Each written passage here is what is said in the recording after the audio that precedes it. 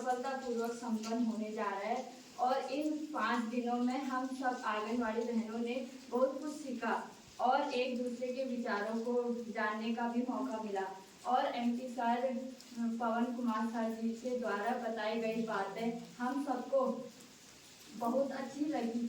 जब हम सब प्रथम दिन आए थे तो मुझे पता भी नहीं था कि प्रशिक्षण कहाँ पे हो रहा है और थोड़ी देर से भी मतलब पहुंची मैं यहाँ पर क्योंकि पता नहीं था कहाँ पे हो रहा है, तो फिर मैंने फ़ोन वगैरह किया तो तभी यहाँ पर पहुँच पाई और लगा था कि मतलब पता नहीं कैसा होगा करके यहाँ पर माहौल, लेकिन जब हमने सर की बातें सुनी और सर को देखा तो मतलब लगा ही नहीं कि मतलब कोई दूसरे सर हो गए, ऐसा लग रहा था कि जैसे कि अपने मतलब बीच के होंगे। तो मतलब बहुत ही खुशी हो रही थी हमें कि मतलब इतने अच्छे सर मिले हमें और इतनी अच्छी बातें वगैरह बताई। तो इन 5 दिनों में हमने शिक्षा की एक नई उड़ान सीखी और बाल वाटिका हस्त पुस्तिका भी उसका भी निर्माण किया जो कि हमने अपने हाथों से लिखी थी। तो प्रथम दिन हमने जो सीखा वो था पोषक तत्वों के बारे में जानकारी दी सर ने और हमने पोषक तत्वों के 3 चित्र बनाए। दूसरे दिन हमने बाल वाटिका के 3 पुस्तक स्वास्थ्य, संवाद और सृजन, इन तीनों पुस्तकों के बारे में जानकारी दी और सर ने इनके बारे में भी बताया और इन ध्वनि है यानी कि किसी भी स्वर की ध्वनि दूसरे स्वर में रिपीट नहीं होती है या किसी भी अन्य चीज में रिपीट नहीं होती है, लेकिन व्यंजन के साथ क्या होता है, व्यंजन में स्वर जो है अनिवार्य रूप से शामिल होता है ना। तो इसलिए स्वर और व्यंजन में ये डिफरेंस होता है। अब हम बच्चों को इतना बड़ा तो नहीं बताते हैं, ये हमें पता होना चाहिए क्योंकि हम बड़े हैं, ठीक है, तो हमें पता होना चाहिए। अब हम बच्चों को सिखाते हैं ध्वनियां।